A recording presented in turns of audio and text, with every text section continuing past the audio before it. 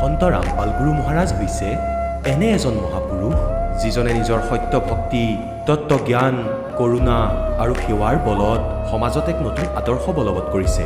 সন্ত ৰামপাল গুৰু মহাৰাজৰ নেতৃত্বত তেওঁৰ সকলো সৎলোক আশ্ৰমে কৰা বিস্ময়কৰ সমাজ কল্যাণমূলক কামে সমাজখনক সোণালী ভৱিষ্যতৰ এক নতুন আশা দেখুৱাইছে। সন্ত ৰামপাল গুৰু মহাৰাজৰ পৰা নাম দীক্ষা গ্ৰহণ কৰাৰ পিছত লাখ লাখ লোকৰ কৰ্কট ৰোগ, এইডছ আদি দুৰাৰোগ্য ৰোগ নিৰাময় হ'ল। সন্তজনাৰ জ্ঞানৰ পৰা অনুপ্ৰাণিত হৈ তেওঁৰ অনুগামীসকলে লাখ লাখ ইউনিট ৰক্তদান কৰে। সন্তজনাই লাখ লাখ ভগ্নী কন্যাৰ যৌতুকমুক্ত বিয়াৰ আয়োজন কৰালে। সন্তজনাই লাখ লাখ মানুহক ড্ৰাগছ আসক্তিৰ পৰা মুক্ত কৰিলে। কোটি কোটি ধ্বংসপ্ৰাপ্ত পৰিয়াল শান্তিত লাগিল। সন্তজনাৰ আশ্ৰমত সমাৱেশৰ সময়ত বিনামূলীয়া চকুৰ চিকিৎসা আৰু দন্ত চিকিৎসাৰ ব্যৱস্থা কৰা হয়। সন্ত ৰামপাল গুৰু মহাৰাজৰ দ্বাৰা পৰিৱেশ সুৰক্ষাৰ উদ্দেশ্যে সময়ে সময়ে বৃহৎ পৰিসৰত বৃক্ষৰোপণ কৰা হয়। সন্তজনাই আৰ্তজনক তাৎক্ষণিক সকাহ দিবলৈ এম্বুলেন্স সেৱা আৰম্ভ কৰিছে। সন্তজনাই তেওঁৰ অনুগামীসকলক তেওঁলোকৰ শৰীৰ দান কৰিবলৈ অনুপ্ৰাণিত কৰে, যাতে মানৱতাৰ সেৱা আৰু চিকিৎসা ক্ষেত্ৰত উন্নতি কৰিব পৰা যায়। সন্ত ৰামপাল গুৰু মহাৰাজৰ সকলো আশ্ৰমত প্ৰতিদিনে বিনামূলীয়া ধৰ্মভোজৰ আয়োজন কৰা হয়, য'ত প্ৰতিবাৰেই প্ৰতিটো জাতি, প্ৰতিটো ধৰ্মৰ মানুহে একেলগে বহি ভোজন কৰে।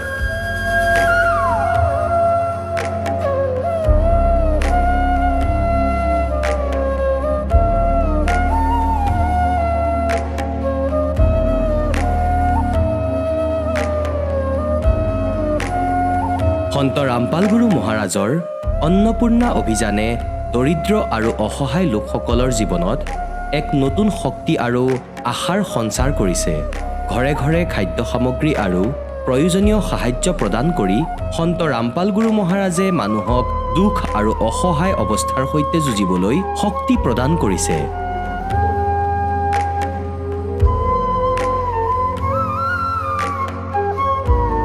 দৰিদ্ৰ লোকসকলৰ বাবে ঘৰ নিৰ্মাণ কৰা সন্ত ৰামপাল গুৰু মহাৰাজৰ অসাধাৰণ কাৰ্যই এনে এক নিদৰ্শন দাঙি ধৰিছে, যি যুগ যুগ ধৰি সন্তজনাৰ উদাৰতা আৰু দয়াৰ প্ৰতীক হিচাপে জনাজাত হৈ ৰ'ব।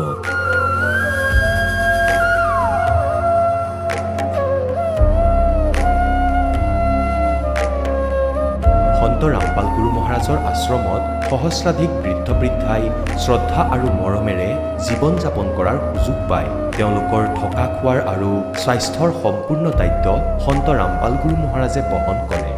অনাথ শিশুৰ বাবে সন্ত ৰামপাল গুৰু মহাৰাজৰ সকলো আশ্ৰম বিশেষ বৰদানতকৈ কম নহয়, য'ত তেওঁলোকক শিক্ষা, সংস্কাৰ আৰু ভৱিষ্যতৰ বাবে উন্নত সুবিধা প্ৰদান কৰা হয়। বানপানী, ভূঁইকঁপ বা মহামাৰী যিয়েই নহওক, সন্ত ৰামপাল গুৰু মহাৰাজ আৰু তেওঁৰ অনুগামীসকল সদায় আৰ্তজনৰ বাবে আগৰণুৱা হৈ থাকে। ক'ভিড মহামাৰীৰ সময়ত সন্ত ৰামপাল গুৰু মহাৰাজৰ আশ্ৰমৰ পৰা কোটি কোটি লোকক খাদ্য, ঔষধ আৰু জীৱন ৰক্ষক সামগ্ৰী যোগান ধৰা হৈছিল। দুখীয়াক সকাহ কৰাই হওক বা যিকোনো শোষিত বা নিপীড়িত শ্ৰেণীৰ অধিকাৰ আৰু মৰ্যাদাৰ বাবে যুঁজ দিয়াই হওক, সন্ত ৰামপাল গুৰু মহাৰাজে সদায় তেওঁলোকৰ সকলো ন্যায্য দাবী চৰকাৰৰ ওচৰলৈ লৈ গৈছে আৰু তেওঁলোকক উপযুক্ত ন্যায় প্ৰদানৰ ক্ষেত্ৰত গুৰুত্বপূৰ্ণ ভূমিকা পালন কৰি আহিছে। সমাজত আধ্যাত্মিক আৰু সামাজিক মূল্যবোধৰ প্ৰতি সজাগতা অনাৰ প্ৰতিটো পদক্ষেপতে সন্ত ৰামপাল গুৰু মহাৰাজ মানৱতাৰ প্ৰকৃত সেৱক হিচাপে প্ৰমাণিত হৈছে।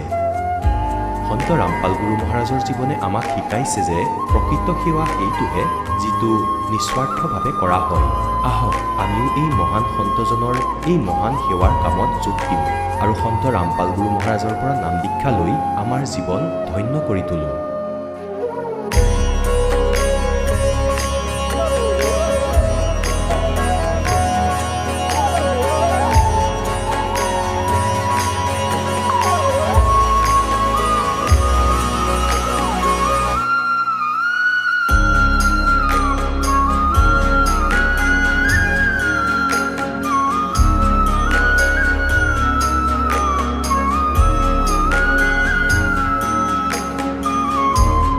আপোনালোকক পৰিয়ালৰ সৈতে সৎলোক আশ্ৰমলৈ আন্তৰিকতাৰে আমন্ত্ৰণ জনোৱা হ'ল।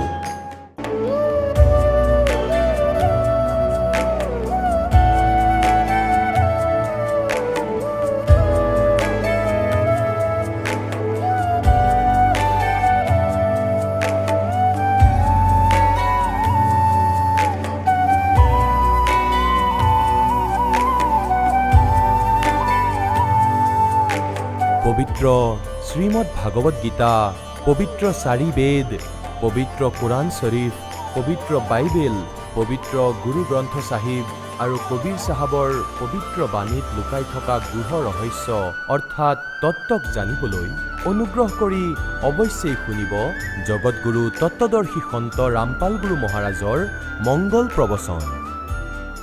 নমস্কাৰ দৰ্শকসকল, আমাৰ জীৱনত কেতিয়াবা এনে এক পৰিস্থিতি আহে য'ত আমি সৰ্বস্ব হেৰুৱাই অন্ধকাৰৰ মাজত পোহৰৰ বাট বিচাৰি হাবাথুৰি খাওঁ। আজি আমি আপোনালোকক শুনাম উৰিষ্যা ৰাজ্যৰ ৰঞ্জিত মাঞ্ঝীৰ সত্য কাহিনী। ৰঞ্জিত মাঞ্ঝীৰ কাহিনীটো কোনো সাধাৰণ কাহিনী নহয়। তেওঁ এসময়ত এজন তান্ত্ৰিক আছিল, যিয়ে নিজৰ কষ্ট দূৰ কৰিবলৈ ভূত প্ৰেতৰ পূজাৰ পৰা আৰম্ভ কৰি সকলো ধৰণৰ ধৰ্মীয় ভক্তি সাধনা কৰিছিল। কিন্তু নিয়তিৰ বিড়ম্বনা চাওক, যি সময়ত তেওঁৰ দেহত হাড়ৰ কৰ্কট ৰোগৰ দৰে এক ভয়ংকৰ ব্যাধি ধৰা পৰিল, তেতিয়া চিকিৎসকৰ ঔষধ বা তেওঁৰ তন্ত্ৰ সাধনা কোনোৱেই তেওঁক আৰোগ্য কৰিব পৰা নাছিল। মৃত্যুৰ সৈতে যুঁজি থকা ৰঞ্জিত মাঞ্ঝীৰ জীৱনলৈ ঠিক তেনে সময়তেই পোহৰৰ ৰেঙনি হৈ আহিল সন্ত ৰামপাল গুৰু মহাৰাজ। তেওঁৰ পৰা লাভ কৰা শাস্ত্ৰসন্মত ভক্তিৰ শক্তিয়ে কেনেকৈ চিকিৎসা বিজ্ঞানে হাৰ মনা ৰোগকো নিৰাময় কৰি তেওঁক এক নতুন জীৱন দান কৰিলে, সেয়া সঁচাকৈয়ে এক অলৌকিক ঘটনা। দৰ্শকসকল আহক, পলম নকৰি শুনো ৰঞ্জিত মাঞ্ঝীৰ সেই সত্য কাহিনী তেওঁৰ মুখেৰে। নমস্কাৰ ছাৰ। নমস্কাৰ ছাৰ। ছাৰ, কি নাম আপোনাৰ? ৰঞ্জিত মাঝি ছাৰ। ৰঞ্জিত, আপুনি ক'ৰ পৰা আহিছে? কলাহান্দি ডিষ্ট্ৰিক্ট, উৰিষ্যাৰ। সন্ত ৰামপালদেৱ মহাৰাজৰ পৰা নাম দীক্ষা আপুনি কেতিয়া ল'লে? 7 জানুৱাৰী 2018। সন্ত ৰামপালদেৱ মহাৰাজৰ পৰা নাম দীক্ষা লোৱাৰ আগতে আপুনি কি ভক্তি সাধনা কৰিছিল? আদিবাসী হোৱাৰ বাবে, ST হোৱাৰ বাবে আমাৰ যি পৰম্পৰাত আছিলে ভূত প্ৰেত, দেৱী দেৱতা মাছানী এইসকলৰ পূজা কৰিছিলোঁ, ছাগলীৰ বলি দিছিলোঁ, সেইবোৰেই কৰিছিলোঁ। তাৰ লগে লগে মানে যি ব্ৰহ্মা বিষ্ণু মহেশ্বৰ শিৱ মন্দিৰ সেইবোৰলৈ গৈছিলোঁ। তেন্তে আপুনি সন্ত ৰামপালদেৱ মহাৰাজৰ শৰণলৈ কেনেকৈ আহিল? ছাৰ, এবাৰ মোৰ গাড়ীৰ এক্সিডেণ্ট হৈ গৈছিলে, গাড়ীৰ পৰা পৰি গৈছিলোঁ। তেতিয়া মই দুখ পাইছিলোঁ। দুখ পোৱাৰ পিছত 15-20 দিন হৈ যোৱাৰ পিছত মোৰ এখন ভৰি ৰাতি ইমান ডাঙৰ হৈ গ'ল, আৰু যেতিয়া ৰাতিপুৱা উঠি দাঙিবলৈ চালোঁ, দাঙিব পৰা নাছিলোঁ। তেতিয়া মই ভাবিলোঁ যে এয়া কি হ'ল মোৰ। তাৰপিছত মোৰ মনলৈ আহিল মোৰ যি এক্সিডেণ্ট হৈছিলে তাৰ বাবে এয়া হৈছে। তাৰপিছত মোৰ বন্ধুবোৰে হস্পিটাললৈ লৈ গ'ল। মাণ্ডছিল নামৰ গাঁও এখন আছে ছাৰ।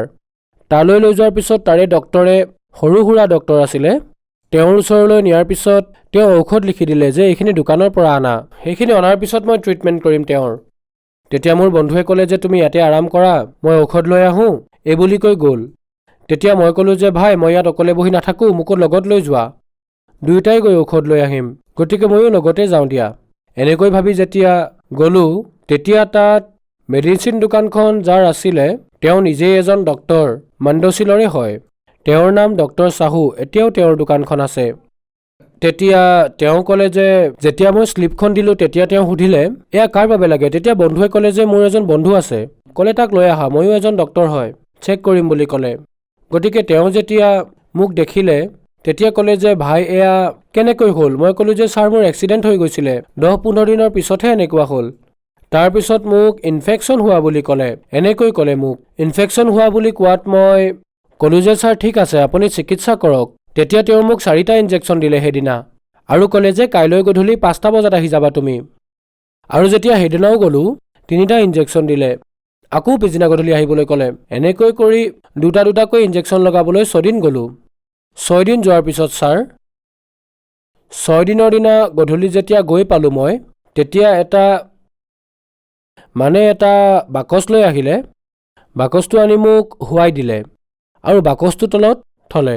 আৰু যেতিয়া মোৰ ভৰিখন এনেকৈ পিটিকিবলৈ ধৰিলে, তেতিয়া সেই বাকচটো 2 বাকচ তেজৰ দৰে কিবা ওলাল, ইমান ডাঙৰ বাকচত ইয়াৰ পৰা। তাৰপিছত ক'লে যে ইমানবোৰ তোমাৰ আছিল ইয়াত, এতিয়া তুমি ঠিক হৈ যাবা, এনেকৈ ক'লে। তাৰপিছত 2টা ইনজেকশ্যন লগাই মোক পঠিয়ালে। পিছত 7ম দিনা মই আকৌ গ'লোঁ। যোৱাৰ পিছত সেয়া চাফা কৰিলে, কোৱাৰ পিছত সুধিলে যে তোমাৰ কিমান দূৰলৈকে এয়া হৈছে। এতিয়া গম পোৱা হোৱা নাই, তুমি কাইলৈ আকৌ আহিবা। আকৌ গ'লোঁ। পিছদিনা আকৌ যোৱাৰ পিছত তেওঁৰ যি কেঁচি আছিল, যি ডক্টৰৰ তাত যে থাকে, সেইখন যেতিয়া ভৰাই দিলে ইমান দূৰলৈকে সোমাই গ'ল। তেতিয়া তেওঁ ক'লে যে ভাই এয়াতো ডাঙৰ ভুল কৰিলা তুমি, তোমাৰ হাড়ত ফুটা হৈ গৈছে। তেতিয়া মই ক'লো যে ছাৰ এয়া কেনেকৈ হৈ গ'ল ছাৰ, তোমাৰ বহুত দিন হ'ল যে সেইবাবে কেঞ্চাৰ হৈছে। মোক কিন্তু কোৱা নাছিলে। মোৰ বন্ধুজনক মাতি ক'লে যে তাৰ হাড়ত কেঞ্চাৰ হৈছে, তুমি এতিয়া তাক গৈ কৈ দিবা।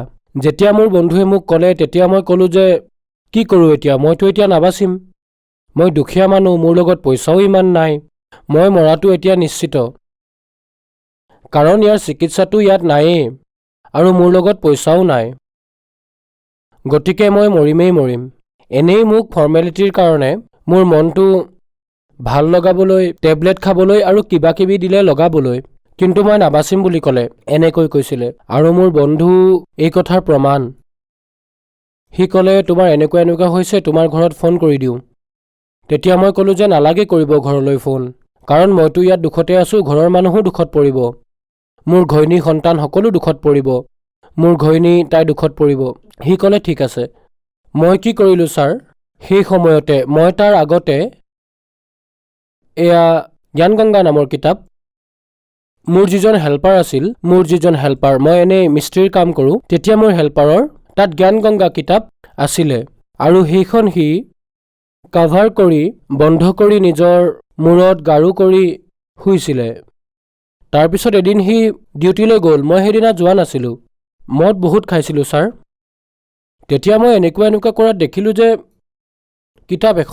কিতাপখন পাই মই খুলি পঢ়িলোঁ, মানে এনেকৈ যেতিয়া খুলিলোঁ তাত ওম আৰু যে প্লাছ চিহ্ন এটা থাকে, তাত সকলোৰে দিয়া থাকে। তেতিয়া মই এইখন খুলি ক'লোঁ যে ইয়াত খ্ৰীষ্টিয়ানৰ কিতাপ কোনে ৰাখিছে, এনেকৈ ভাবি থৈ দিলোঁ, নপঢ়িলোঁ। তাৰপিছত ছাৰ মই আকৌ মদৰ দোকানলৈ গুচি গ'লোঁ। মদৰ দোকানলৈ যোৱাৰ আগত আমাৰ যিজনে খানা বনায় তাক ক'লোঁ যে মই মাছ মাংস লৈ আহোঁ, তুমি বনাবা, আৰু মদ আনিম বুলিও ক'লোঁ। বনোৱাৰ পিছত দুয়ো বহিলোঁ সেইদিনাখনেই আৰু খাব ধৰিলোঁ। তাৰপিছত মোৰ মগজুত কেনেকৈ আহিল যে সেই কিতাপখন পঢ়িব লাগে, এনেকৈ মোৰ মগজুত আহিল। তাৰপিছত মই সেই কিতাপখন মদ খাই থকাৰ সময়তে পঢ়িলোঁ। সেইখন পঢ়াত দেখিলোঁ যে ছাৰ কোন ব্ৰহ্মাৰ পিতা হয়, কোন বিষ্ণুৰ মা, সেইবোৰ লিখা দেখি মোৰ মগজুলৈ আহিল যে ব্ৰহ্মা বিষ্ণুৰো মাক দেউতাক আছে, আজিলৈকে শুনাই নাছিলোঁ, এইখন কেনেকুৱা কিতাপ। তাৰপিছত মই আনখন পৃষ্ঠা খুলিলোঁ, এনেকৈ এখনকৈ পৃষ্ঠাবোৰ লুটিয়াই থাকিলোঁ। তেতিয়া মই ভক্ত এজনৰ অভিজ্ঞতা পঢ়িলোঁ যে মোৰ এনেকৈ কেঞ্চাৰ আছিলে, এনেকুৱা হৈছিলে। সন্ত ৰামপালদেৱ মহাৰাজৰ যিসকল শিষ্য আছিলে তেওঁলোকে নিজৰ অভিজ্ঞতাৰ কথা কয়, সেইখন কিতাপেই মই পঢ়িছিলোঁ। তেতিয়া মোৰ সেই কথা মনত থাকিল ছাৰ, মোৰ এই যি কেঞ্চাৰ যে হৈছে, তেতিয়া মোৰ মনলৈ আহিল যে মই সেই কিতাপখন পঢ়িছিলোঁ, এতিয়া কিতাপখনতো তাৰ তাত আছে, মোৰ তাততো নাই, এতিয়া মই কেনেকৈ পাম। গতিকে মোৰ মগজুত এনেকৈ পৰমাত্মাইটো ভৰাই দিলে যে তাত যি পাম্পলেট আছিলে সেই পাম্পলেটখন মোৰ জেপতে ভৰোৱা আছিলে। তেতিয়া মোৰ মনলৈ আহিল যে মোৰ তাত পাম্পলেটখন আছে, সেই পাম্পলেটখনত কি লিখা আছে সেইখন পঢ়িলে মই সকলোবোৰ গম পাম। তাৰ পিছদিনা যেতিয়া মই গাঁৱলৈ গুচি গ'লোঁ, মাণ্ডশিলৰ পৰা গাঁৱলৈ গুচি গ'লোঁ, তেতিয়া মোৰ লগত মোবাইল নাছিল। তাৰপিছত মই আন এজনক সেই পাম্পলেটখন দেখুৱাই মই SMS কৰিলোঁ, বৰবালালৈ ফোন কৰিলোঁ। প্ৰথমে মই ফোন কৰিছিলোঁ, ফোন কৰাত সুধিলে কোনে কৈ আছে, মই ক'লোঁ ৰঞ্জিত মাঝিয়ে কৈ আছোঁ। এই কিতাপখন পামনে বুলি সোধাত ক'লে, তাৰ পৰাই ক'লে নহয় আপুনি SMS কৰক, আপোনাৰ সম্পূৰ্ণ ঠিকনা দি SMS কৰক এই নম্বৰতে, তেতিয়াহে পাব আপুনি। তাৰপিছত মই আন এজন ল'ৰাৰ মোবাইলৰ পৰা SMS কৰিলোঁ। তাৰপিছত মোক 2 দিনৰ পিছত এজন ভকতে, সন্ত ৰামপালদেৱৰ শিষ্যসকল থাকে আমাৰ গাঁৱৰ ওচৰতে, মোক বাছেৰে আনি সেইখন দিলে। তেতিয়া মই পঢ়িলোঁ। পঢ়াৰ পিছত মোৰ মনলৈ এইটো আহিল যে গুৰু বুলি ক'লে ৰামপালদেৱৰ দৰে গুৰু নাই, ভগৱান বুলি ক'লে কবিৰদেৱৰ দৰে ভগৱান নাই। মই পঢ়ি এইটো অনুভৱ কৰিলোঁ। সন্ত ৰামপালদেৱ মহাৰাজক ক'লোঁ, যদি আপুনি সঁচা ভগৱান হয় পৰমাত্মা, মোৰ এই কেঞ্চাৰৰ যি বেমাৰ আছে ঠিক কৰি দিবা দাতা, মই আপোনাৰ শৰণলৈ আহিম। তেতিয়া সেই ৰাতিয়ে মই আগতে যে লগাইছিলোঁ মই চাফা কৰি, সেই ঔষধকে মলম যি দিছিলে সেই মলম লগালোঁ আৰু শুই গ'লোঁ। হোৱাৰ পিছত যেতিয়া ৰাতিপুৱা উঠিলোঁ ভগতদেৱ, তেতিয়া মই গা ধুবলৈ গুচি গ'লোঁ পুখুৰীলৈ গৈ ধুই মেলি ভালদৰে চফা কৰি ফ্ৰেছ হৈ যেন মোৰ একোৱে হোৱা নাই, এনেকৈয়ে মোৰ অনুভৱ নাই হোৱা যে মোৰ ভৰিটো যেন কিবা হৈছিল। তাৰপিছত মই ঘৰলৈ আহিলোঁ। ঘৰলৈ অহাৰ পিছত ঘৰৰ মানুহে মোক একো কোৱা নাছিল, মোৰ পত্নীয়েও একো কোৱা নাছিল, মোক খাবলৈ কিবা কিবি দিলে। তাৰপিছত কি কৰিলোঁ, ৰাতিপুৱা যেতিয়া ধুওঁ মই তাৰ পিছত ঔষধ লগাওঁ, মোৰ পত্নীয়ে সুধিলে যে আজি কি চাফা নকৰা নেকি, গৰম পানী কৰি দিছোঁ, চাফা কৰি লোৱা। তেতিয়া মোৰ মনলৈ আহিল ঠিক আছে।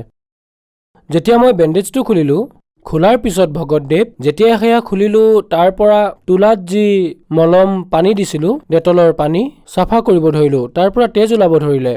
তেজ ওলোৱাত ভাবিলোঁ তেজ কেনেকৈ ওলাই আছে, তেজটো ওলাব নালাগিছিল। তাৰপিছত অলপ টিপি দিলোঁ মই। টিপাৰ পিছত ভিতৰলৈ সোমাই যোৱা নাছিল। যেতিয়া ভালদৰে টিপাত দেখিলোঁ ইয়াত পূৰা মাংসৰে ভৰি পৰিছিলে। তেতিয়া মই ক'লোঁ যে মুক্তিদাতা সন্ত ৰামপাল দেৱ মহাৰাজ, আপোনাৰ কৃপাত মই সুস্থ হৈ গ'লোঁ ভগৱান, মোক কেতিয়া তুমি মাতিবা এনেকৈ ভাবিলোঁ মই ছাৰ। তাৰপিছত মই মোৰ নিজৰ পত্নীক যে মই নাম দীক্ষা ল'ম। এতিয়া নাম দীক্ষা কেনেকৈ ল'ম, নাম দীক্ষা কেনেকৈ ল'ব পাৰিম সেইটোতো মই নাজানো সন্ত ৰামপাল দেৱ মহাৰাজৰ পৰা। মইতো এইটোৱে নাজানিছিলোঁ যে নাম কি, কিন্তু দীক্ষা মানে জানিছিলোঁ। কাৰণ আমাৰ গাঁৱত যিসকলে দীক্ষা লয় ভাবিলোঁ এনেকুৱাই দীক্ষা হ'ব এয়া, এইটো মই জানিছিলোঁ। তেতিয়া সেইজন ভগতক ফোন কৰিলোঁ, যিজন ভগত মানে সন্ত ৰামপাল দেৱ মহাৰাজৰ শিষ্য, তেওঁক ফোন লগালোঁ। তেতিয়া তেওঁক সুধিলোঁ যে ভাই এই দীক্ষা কেনেকৈ পাম। তেতিয়া তেওঁ ক'লে যে জাৰিংগাঁৱত এটা নামদান চেণ্টাৰ আছে, তাতেই নাম দীক্ষা দিয়া হয়। তাৰপিছত 7 জানুৱাৰীত যেতিয়া মই গ'লোঁ, 7 জানুৱাৰী 2018, তেতিয়া মই সন্ত ৰামপাল দেৱ মহাৰাজৰ পৰা নাম দীক্ষা পালোঁ। ছাৰ, আপোনাৰ হাড়ত কেঞ্চাৰ মানে বন কেঞ্চাৰ আছিল। ডক্টৰো কৈ দিছিল যে আপোনাৰ আয়ুস আৰু বেছি নাই। তাৰপিছত আপুনি সন্ত ৰামপাল দেৱ মহাৰাজক প্ৰাৰ্থনা জনালে আৰু সন্ত ৰামপাল দেৱ মহাৰাজে নাম লোৱাৰ আগতেই আপোনাক ঠিক কৰি দিলে। তেন্তে সন্ত ৰামপাল দেৱ মহাৰাজৰ পৰা নাম দীক্ষা লোৱাৰ পিছত আপুনি লাভ পালে? পালোঁ ছাৰ, বহুত কিবা কিবি লাভ পালোঁ ছাৰ। ইমান ক'লে ভাগৰি পৰিম ছাৰ, কিন্তু অলপমান কম। মই প্ৰথমতে মোৰ আধ্যাত্মিক জ্ঞান হ'ল যে ভগৱান কি বস্তু হয়, সেইটো মোৰ জ্ঞান হ'ল। তাৰপিছত ভগৱানক চিনি পালোঁ, সন্ত ৰামপাল দেৱ মহাৰাজ পূৰ্ণ পৰমাত্মা হয় চিনি পালোঁ। আমাৰ বেদ শাস্ত্ৰত যি আছে সেয়া আমি পালোঁ। আৰু ছাৰ মই বহুত নিচা কৰিছিলোঁ। ৰাতিপুৱা যেতিয়া সাৰ পাওঁ প্ৰথমে মদেই খাইছিলোঁ। আৰু মোৰ ঘৰৰ মানুহো চিন্তাত পৰিছিল যে ই মদ কেনেকৈ এৰিব। আৰু মোৰ পত্নীয়ে বহুতকেইটা মন্দিৰ মছজিদতো গৈছিল, এনেকৈ উপবাস খাটিছিলে যাতে মই মদ এৰিব পাৰোঁ। মোৰ দেউতা, মোৰ ডাঙৰ দাদা, তেওঁলোকো মই গা ধুব যাম বুলি ক'লেও মোৰ পাছে এজন মানুহ পঠিয়াই দিছিল, ভাবিছিল মই মদ খাবলৈ যাম। মোৰ ঘৰত গৈও সুধিব পাৰে ছাৰ। যেতিয়া যিজন মোৰ লগত যায়, মোৰ ছিকিউৰিটি বডিগাৰ্ড হৈ মই তাকেই পইচা দি দিছিলোঁ যে তুমি নক'বা কাকো মই মদ খাবলৈ যাওঁ, তুমি এই পইচা লোৱা। এনেকৈ মই তাক পইচা দি মদ খাই আহিছিলোঁ। এনেকৈ নিচা কৰিছিলোঁ। কিন্তু যেতিয়া সন্ত ৰামপাল দেৱ মহাৰাজৰ পৰা নাম দীক্ষা ল'লোঁ, সেই মদ আজিলৈ মই চোৱা নাই, এতিয়া মোৰ মনতো নপৰে। আৰু গুটখা মই ইমান খাইছিলোঁ ছাৰ, মোৰ ইয়াত ইমানো খোল নাখাইছিলে। সেয়াও সন্ত ৰামপাল দেৱ মহাৰাজৰ দয়াত এৰি দিলোঁ ছাৰ। ছাৰ, আপুনি সন্ত ৰামপাল দেৱ মহাৰাজৰ পৰা নাম দীক্ষা লোৱাৰ পিছত বহুত লাভ পালে। গতিকে যিসকল দৰ্শকে আপোনাক আজি টিভিত চাই আছে, বিশেষকৈ উৰিষ্যাত কেঞ্চাৰৰ পেচেণ্টৰ সংখ্যা বেছি, মানুহৰ ওচৰত পইচা নাই চিকিৎসা কৰাবলৈ, আৰু আপুনি তেওঁলোকৰ বাবে এক উদাহৰণ। গতিকে যিসকল দৰ্শকে আপোনাক আজি চাই আছে তেওঁলোকো এই বেমাৰত গ্ৰস্ত, তেওঁলোকক আপুনি কি ক'ব? মই তেওঁলোকক এইটোৱে ক'ব বিচাৰোঁ, তেওঁলোকৰ বাবে মোৰ প্ৰাৰ্থনা যে এওঁলোকে সন্ত ৰামপাল দেৱ মহাৰাজৰ সৎসংগ শুনক। আৰু মই যেনেকৈ সন্ত ৰামপাল দেৱ মহাৰাজৰ জ্ঞান গংগা পঢ়ি মোৰ দুৰাৰোগ্য বেমাৰ ভাল কৰিব পাৰিলোঁ, গতিকে আপোনালোকেও সন্ত ৰামপাল দেৱ মহাৰাজৰ জ্ঞান শুনক আৰু সৎসংগ চাওক, যেনেকৈ টিভিত বহুকেইটা চেনেলত আহে, আৰু নিজৰ বেমাৰ ভাল কৰক। গতিকে মই তেওঁলোকক নিবেদন জনাওঁ যে আপোনালোকেও মোৰ দৰে দুৰাৰোগ্য বেমাৰৰ পৰা সুস্থ হ'ব পাৰে। সন্ত ৰামপাল দেৱ মহাৰাজৰ পৰা নাম দীক্ষা কেনেকৈ ল'ব পাৰি? সন্ত ৰামপাল দেৱ মহাৰাজৰ বহুকেইটা টিভি চেনেলত সৎসংগ আহে। তাৰ তলত এটা হালধীয়া শাৰী আহে আৰু তাত এটা নম্বৰ দিয়া থাকে, আৰু সেই নম্বৰতে কণ্টেক্ট কৰাৰ পিছত আপোনাক আপোনাৰ ওচৰৰ যিটো নামদান চেণ্টাৰ থাকিব তাৰে ঠিকনা দি দিব আপোনাক। আপুনি নামদান লৈ নিজৰ কল্যাণ কৰাব পাৰে। এয়াই মোৰ বিনতি। ধন্যবাদ। সৎ চাহেব ছাৰ।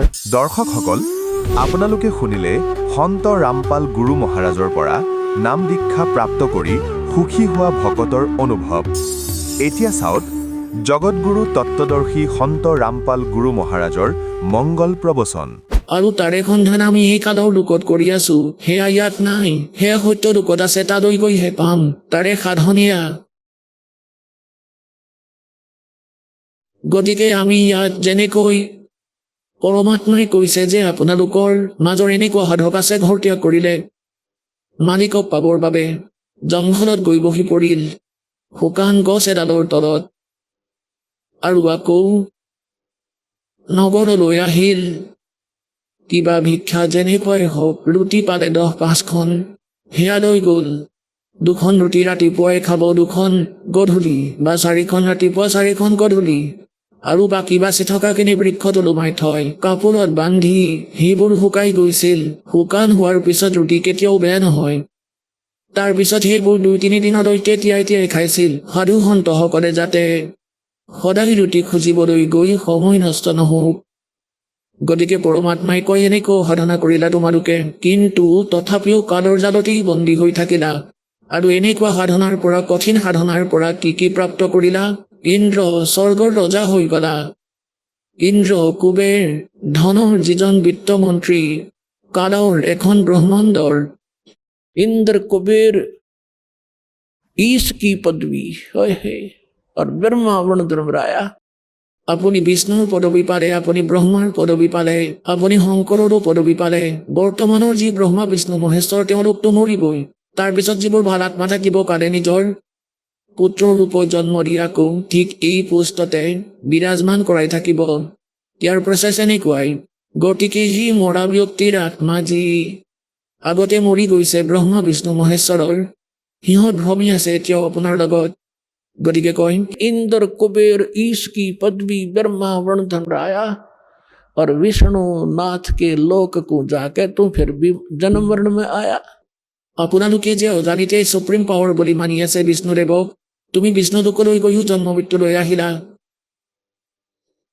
আকৌ কি কৈছে, অসংখ্য জনম। ইয়াত অলপমান কথা শুনাও। এজন মাৰ্কেণ্ডীয় নামৰ ঋষি আছিলে। তেওঁ বেংগলৰ পাহাৰত সাধনা কৰি আছিলে। এতিয়া তেওঁৰ জ্ঞান যিমান আছে, তেওঁ নিজৰ জ্ঞানকে সুপ্ৰিম বুলি ভাবে আনতকৈ। সেইবাবেই কৰে।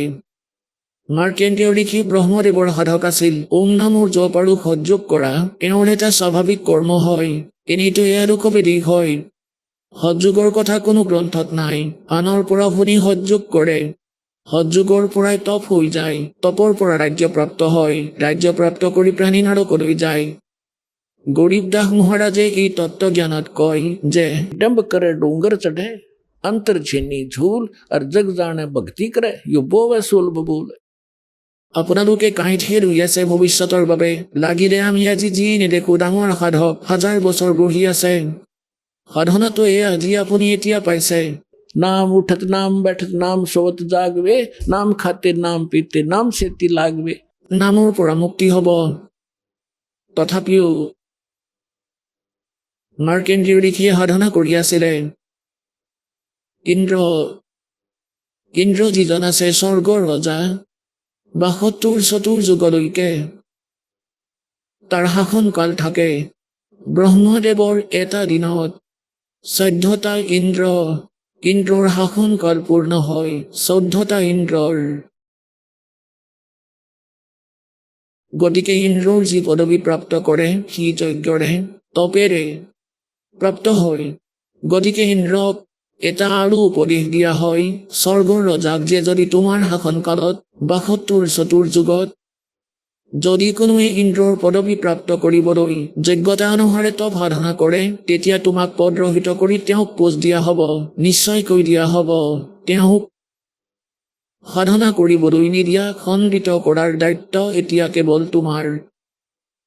গতিকে তাৰ চিন্তা হৈ থাকে যে তাৰ শাসন কালত ইন্দ্ৰৰ যে কোনোবাই এনেকুৱা তপ এনেকুৱা যজ্ঞ যাতে নকৰক, যাৰ দ্বাৰা তাৰ পদবী বিপদত পৰে, তাক পদৰ পৰা আঁতৰ কৰা হ'ব। ৰাজ্য এখনৰ বাবেতো এজন ৰজাই লাখ জন সৈনিক মৰিবলৈ দি দিয়ে। গতিকে কেনেকৈ ৰাজ্য এৰিবা সিহঁতৰ হাতত? তাৰ চিন্তা হৈ থাকে। সি নিজৰ দেৱতাসকলক ডিউটিত লগাই দিয়ে যে তুমি সেইফালে যোৱা আৰু তুমি সেইফালে যোৱা। কোনোবাই তপস্যা কৰি থাকিলে কবা।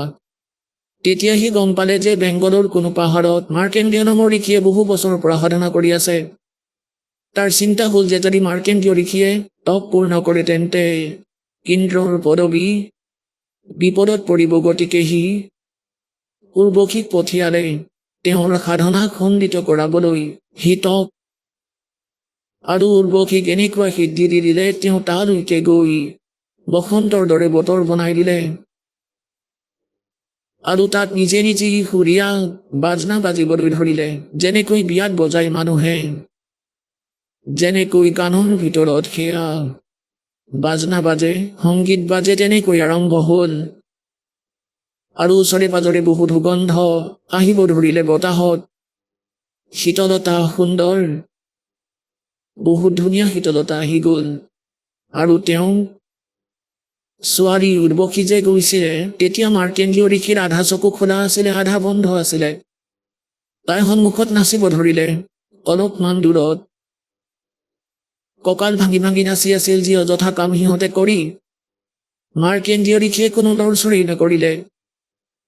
শেষত তাই নিবস্ত্ৰ হৈ গ'ল। তেতিয়া মাৰ্কেণ্ডীয় ঋষিয়ে কৰে যে, হে পুত্ৰী, হে মণি, হে মাতৃ, আপুনি ইয়ালৈ কি উদ্দেশ্যেৰে আহিছে? নিজৰ বস্ত্ৰ পিন্ধা। এতিয়া তাই বস্ত্ৰ পিন্ধি ক'ব ধৰিলে যে, সেই মাৰ্কেণ্ডীয় গোসাঁই, এই অৰণ্য, এই ডিভিজনৰ অৰণ্যত অন্য যিসকল তপস্বী আছিলে সিহঁতে মোক দেখিয়েই ভ্ৰমিত হৈ গ'ল, সিহঁতৰ মন বেয়া হৈ গ'ল। কিন্তু আপোনাৰ সমাধি কোন লোকত আছিলে যে আপুনি অলপো লৰচৰ নহ'ল? মাৰ্কেণ্ডীয় ঋষিয়ে কৰে যে, য'ত মোৰ সমাধি আছিলে তাত তোমাৰ দৰে সুন্দৰী নাৰীটো, তাত থকা নাচনীসকলৰ চাকৰণী আছিলে, তোমাকনো মই কি চাম?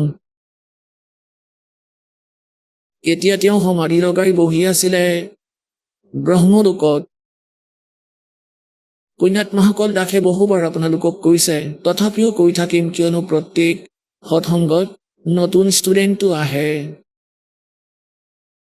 এই যিমানবোৰ লোক আছে, শিৱলোক, বিষ্ণুলোক, ব্ৰহ্মালোক, ব্ৰহ্মাদেৱৰ লোক, দেৱীৰ লোক, ব্ৰহ্মলোক, য'ত কালৰ বেলেগ ব্যৱস্থা আছে, ব্ৰহ্মলোক বা গণেশদেৱৰ লোক, এই সকলোবোৰ এক ৰেষ্টুৰেণ্ট টাইপ। এওঁলোকে তাত নিজৰ প্ৰত্যেক লোকতে ৰেষ্টুৰেণ্ট বনাই থৈছে, যেনেকৈ হিচাৰত আছে, ৰোহটাকত আছে, চণ্ডীগড়ত আছে, আৰু দিল্লীত যি ৰেষ্টুৰেণ্ট আছে সেয়া ইয়াতকৈ বহুত চুপিৰিয়ৰ, ভাল। মুম্বাইত ৰেষ্টুৰেণ্ট আছে, গতিকে তাৰ চাৰ্জো বেছি হয়, অযথা কামো বেছি থাকে। এই প্ৰকাৰে স্বৰ্গলোকো এটা ৰেষ্টুৰেণ্টেই, বিষ্ণুদেৱৰ লোকতো এটা স্বৰ্গ আছে, এখন কমন স্বৰ্গ। গতিকে যিবোৰ সুবিধা অন্য লোকত আছে তাতকৈ বহুত বেছি ব্ৰহ্মলোকত, যেনে সুন্দৰ নাৰী, ইনো আৰু সমাধিত বেলেগ কি দেখিব? গতিকে পুণ্যাত্মাসকল, আপোনালোক বালক এই আধ্যাত্মিক মাৰ্গত, যেনে আপুনি ধৰক বাছ ষ্টেণ্ডত বহি আছে আৰু বাছখন অহাত আধা ঘণ্টা দেৰি হ'ল, তেতিয়া আপুনি 3বাৰ মান চাব, এনেকৈ থিয় হৈ অহা কিয় নাই? এই মনে তিতিব নিদিয়ে। আৰু আপোনালোকে চিনেমা চাব যায় 3 ঘণ্টা ধৰি, 3 ঘণ্টা আপোনালোকে গমেই নাপায় যে কেনেকৈ শেষ হৈ গ'ল। গতিকে ই মানে অযথা কাম কৰি ভাল পায়, নহ'লে ই তিষ্ঠিবই নিদিয়ে। ই সাধুসকলে সমাধি লগাই বহুত সময় ধৰি বহি থাকে। আমাৰ শৰীৰত, আমাৰ যি শৰীৰ, ইয়াকে টিভি বুলি বুজি লোৱা, টেলিভিজন, আৰু এই টেলিভিছনত চেনেল লাগি আছে, যেনে ধৰক মূল কমলত গণেশদেৱৰ চেনেল আছে, আৰু তাৰপিছত 2 আঙুলিৰ ওপৰত যি ৰাজহাড় আছে, বেকবোন, তাত তাৰ কাষত তলত মলদ্বাৰৰ কাষত যি অণ্ড থাকে তাৰ ভিতৰ ফালে 2 আঙুলিৰ ওপৰত বা তলত গণেশদেৱৰ লোক আছে, চেনেল কমল, তাৰ ওপৰত হোৱাটছআপ আছে সাবিত্ৰী আৰু ব্ৰহ্মাৰ লোকৰ যি কৃত্য কাৰ্যকৰ্ম তাত হৈ আছে, ইয়াত চাব পাৰিম। যেনেকৈ টিভিত আপুনি যি টিভি চেনেল অন কৰিব, ইয়াত য'ৰ প্ৰগ্ৰেমেই নহওক আপুনি ইয়াত বহি চাব পাৰিব। এনেকৈ নাভি কমলত বিষ্ণু, লক্ষ্মী দেৱীৰ, হৃদয় কমলত শিৱ আৰু পাৰ্বতীৰ, কণ্ঠ কমলত দুৰ্গাৰ লোক আপুনি ইয়াত চাব পাৰে। আৰু সহস্ৰৰ কমলত আপুনি কালৰ চাব পাৰে, ব্ৰহ্মৰ। গতিকে কি হয়, এওঁলোক যেতিয়া সমাধিস্থ হয়, পূৰ্ব সংস্কাৰী হয়, যিসকল ভ্ৰমি আছে, সাধনা কৰি ভ্ৰমি আছে বেচেৰাসকল। গতিকে সত্যযুগ ত্ৰেতা দ্বাপৰত সেই পুণ্যাত্মাসকলেই জন্ম লয়, যাৰ সমাধি স্বাভাৱিকভাৱে হয় প্ৰত্যেকৰে। বহুত ভাল সাধনা হয় পুৰণি পূৰ্বৰ সংস্কাৰবশত তেওঁলোকৰ কোমল অলপ অলপ খোদাই থাকে। গতিকে অভ্যাস কৰিলে কোনো এটা কোমল খোল খাই যায়। গতিকে যিটো কোমল তেওঁ দেখি থাকে টেলিভিছনৰ দৰে কাম কৰি আছে। ক'ৰবাত নাচ হৈ আছে, ক'ৰবাত গান হৈ আছে, কিবা বাগ বাগিচা ফল মূল লমালমে লাগি থকা দেখে আৰু আগলৈ ঘূৰি ফুৰে। এনেকৈ এই মন ইয়াত বহি থকাটো নিশ্চয় দেখে। সাধকে 10 বছৰ বহি আছে, ইমান সময় ধৰি ইয়াতেই বহি আছে, কিন্তু সি ওপৰত ঘূৰা ফুৰাহে কৰি আছে। গতিকে ইয়াৰ পৰা কি হয়, যদি কোনোবা ভগৱানৰ বাবে বহে তেন্তে সেয়া তপ হৈ যায় তেওঁৰ বাবে। और तप से राज राज मदमानम जन्म तीसरे शुक्र समानम। तपेश्वरी सो राजेश्वरी, राजेश्वरी सो नरकेश्वरी।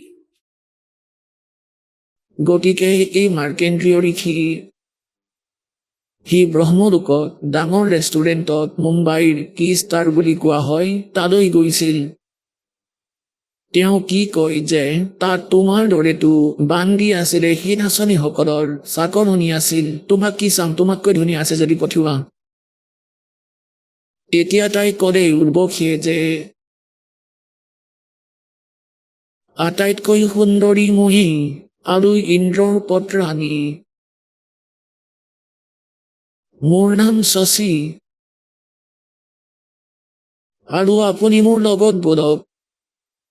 ইন্দ্ৰলোকলৈ সন্মান থাকি যাব, নহ'লে মোক ইনচাল্ট কৰিব, মোক ঠাট্টা কৰিব, শাস্তি দিব যে তুমি হাৰি আহি গলা।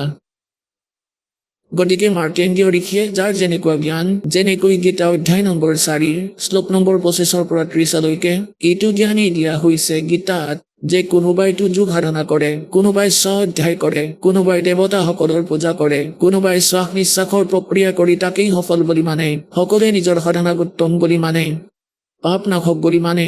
বাস্তৱত 4ৰ্থ অধ্যায়ৰ 32 নম্বৰ শ্লোকত কৈছে যে এই যজ্ঞবোৰৰ ধাৰ্মিক অনুষ্ঠানৰ বিস্তাৰৰ সৈতে তথ্য সচিদানন্দ ঘন ব্ৰহ্মৰ বাণীত আছে।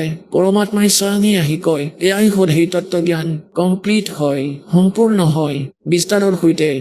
গতিকে সেই জ্ঞান এই দাসে আপোনাক শুনাই আছে। গতিকে মাৰ্কেন্দ্ৰীয় ঋষিয়ে এইটো ভাবি থৈছিল যে যিবোৰ সাধনা কৰে তাৰে উত্তম ব্ৰহ্মলোকৰ। গতিকে মাৰ্কেন্দ্ৰীয় ঋষিয়ে সি উৰ্বশীক ক'লে যে আপুনি ইন্দ্ৰৰ পত্ৰাণী। যেতিয়া ইন্দ্ৰৰ মৃত্যু হ'ব, ইয়াৰতো এনেই 72 যুগলৈকেহে ইয়াৰ জীৱন, তাৰপিছত মৰিব। তাৰপিছত কি কৰিবা? উৰ্বশীয়ে ক'লে যে মই 14টা ইন্দ্ৰ বৰ কৰিম। মানে ব্ৰহ্মাদেৱৰ এটা দিনত যিমানটা পিৰিয়ড আছে তেতিয়ালৈকে মই স্বৰ্গৰ মহাৰাণী হৈয়েই থাকিম। ইন্দ্ৰ মৰি থাকিব, আন আহি থাকিব, মোক পত্নী বনাই থাকিব। মোৰ সুখৰ সময় ইমানখিনি, সুখৰ স্বৰ্গৰ। এতিয়া পুণ্যাত্মাসকল চাওক, সি মৰমীয়াল আত্মাই কেতিয়াবা চাগে মনুষ্য জীৱন পাইছিলে। সি কিমান কঠিন সাধনা, কঠিন তপ কৰিছে চাগে যে স্বৰ্গৰ মহাৰাণী হ'ল ইমান দীঘলীয়া সময়লৈকে। আৰু অন্তত কি হ'ব তাইৰ? ইহঁতৰো জ্ঞান হয় তাত যোৱাৰ পিছত, কিন্তু বিকল্প নাছিল। কিয়নো कि कोई सतगुरु लगे न कान न भेटे वो संतरे। কি কয় তাই? মাৰ্কেন্দ্ৰীয় ঋষিয়ে সুধিলে যে ইন্দ্ৰ মৰিলে মৃত্যু হ'লে কি কৰিবা? তেতিয়া ক'লে 14জন ইন্দ্ৰৰ পত্নী হ'ম মই। মানে নেক্সট ইন্দ্ৰ যি পদবীলৈ আহিব সি মোক পত্নী বনাব। তাৰ লগতো মই এনেদৰেই ফূৰ্তিয়েই কৰি থাকিম, স্বৰ্গত থাকিম। মানে নিজৰ মহানতাৰ বিষয়ে কৈ আছিলে যে মই ইমান সুখী, ইমান সময়লৈকে সুখৰ স্বৰ্গত থাকিম। ইন্দ্ৰই ক'লে, মাৰ্কেন্দ্ৰীয়ে ক'লে সেই 14জন ইন্দ্ৰও মৰিব, তেতিয়া কি কৰিবা তুমি? তথাপিওতো মৰিবা। তেতিয়া তাই নিজেই ক'লে যে যিমান ইন্দ্ৰ মই ভোগ কৰিম সিহঁতটো গাধ হ'ব মৃত্যু লোকত, আৰু মই গাধী হ'ম। তেতিয়া মাৰ্কেন্দ্ৰীয় ঋষিয়ে ক'লে যে মোক তালৈ কিয় নিব বিচাৰিছিলা? ইমান লেতেৰা লোকলৈ জোৰ ৰজাও গাধ হ'ব মৃত্যুৰ পিছত, ৰাণী গাধী হ'ব। তেতিয়া তাই ক'লে মই নিজৰ ইচ্ছাৰ বাবে লৈ যাব বিচাৰিছিলো। কওকচোন কিনো সন্মান আছে তোমাৰ? 14জনটো শেষ কৰিবাই। আৰু মৰাৰ পিছত গাড়ী হবা আৰু এতিয়া সন্মানৰ ঠিকাদাৰ হৈ আছা গতিকে কালে আমাক মূৰ্খ বনাই আছে বুদ্ধি শেষ কৰি দিলে এতিয়া ইন্দ্ৰ আহি গ'ল হাৰি গ'ল তাই সিহঁতৰ সকলো কৌশল তন্ত্ৰ মন্ত্ৰ শেষ হ'ল তেতিয়া ইন্দ্ৰই আহি নিজে আত্মসমৰ্পণ কৰিলে যে হে বন্দেনীবাজ ইন্দ্ৰৰ আসন প্ৰাপ্ত কৰক তুমি জিকিলা আমি হাৰিলো তেতিয়া মাৰ্কেন্দ্ৰীয় ঋষিয়ে ওপৰত হোটেল ৰেষ্টুৰেণ্ট দেখা পাইছিলে তেতিয়া ক'লে আৰে ইন্দ্ৰ তোমাৰ ইন্দ্ৰৰ আসন মোৰ কি কামত আহিব মোক নালাগে তুমি ৰাখা আৰু ইন্দ্ৰ আহা তোমাক ভক্তিৰ বিষয়ে কম বাদ দিয়া এইবোৰ কালি মৰি গাধ হবা এৰা এই ৰাজ্য আহা তোমাক ভক্তিৰ কথা কওঁ ব্ৰহ্মলোকৰ এনেকুৱা সাধনা কৰা তেওঁ ব্ৰহ্মলোকলৈ জানিছিলে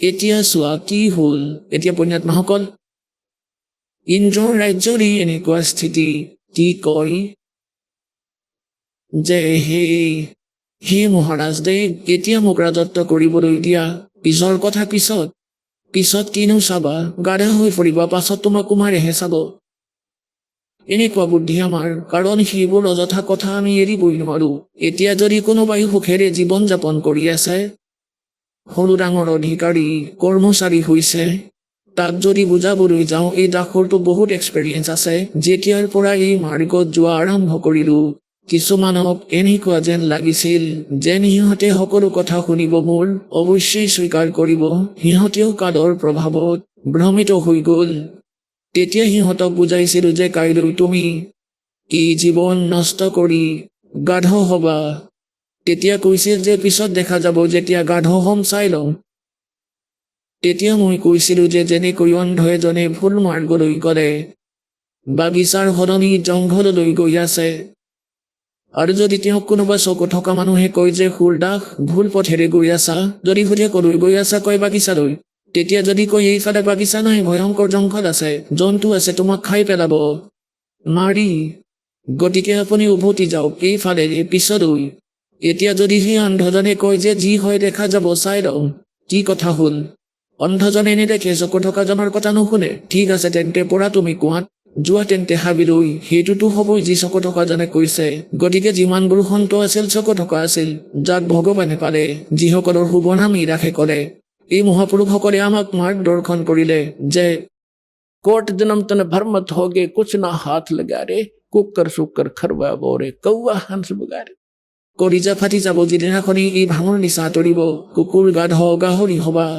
আজিতো আপুনি নাভাবে কাৰণ সময়ত সকলোবোৰ পাই আছে ভাল ঘৰ গাড়ী পাই আছে আৰু বুজি নাপালে পিছত পস্তাবা যেতিয়া আপোনাৰ মৃত্যু হ'ব তেতিয়া আপোনাৰ সেই পৰৱৰ্তী কাম তৈয়াৰ হৈ আছে যি সন্তসকলে কৈছে গতিকে সি কি কয় যাক আমি বুজাওঁ যে দেখা যাব কোনেনো দেখিছে ভৱিষ্যত আৰু যিসকলে দেখিছে তেওঁলোকেই কৈ আছে মূৰ্খ নহয় গতিকে অন্ধসকলে নেদেখে যিহেতু চকু থকাসকলৰ কথা মানিব লাগে আকৌ কৈ দেখা যাব আৰে গাধ হোৱাৰ পিছত কিনো চাবা তাৰ পিছত কুমাৰেহে চাব এতিয়াহে আমি সাৱধান হ'ব লাগিব বেয়া কাম বাদ দিয়া সত্য জ্ঞান গ্ৰহণ কৰা ভুল সাধনা ত্যাগ কৰা সত্যলোক আশ্ৰম বৰবালালৈ আহা আৰু কল্যাণ কৰোৱা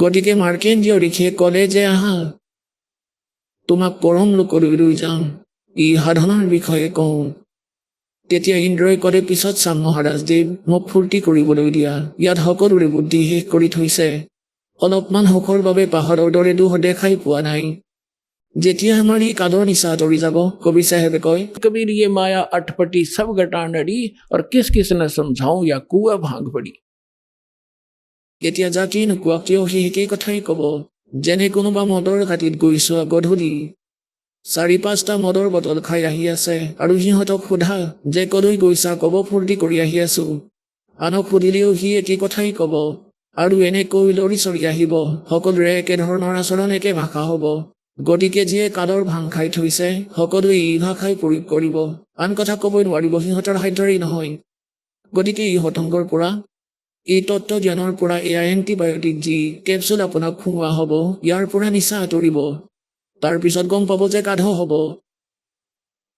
এতিয়া নিচা আঁতৰাৰ পাছতহে গম পাব মানুহে যে ৰাতি ক'ত পৰি আছিলে জাবৰত লেতেৰাত সেয়া গম পায়ো বিশ্বাস নহ'ব যে সঁচাকৈ ৰাতি মদ খাই মই ইয়াত পৰি আছিলোঁ। গতিকে সেই সময়ত আপোনাৰ আভাস হ'ব। গতিকে এই চকু থকাসকলে কৈছে, এতিয়া তেওঁলোকে কি কৈছে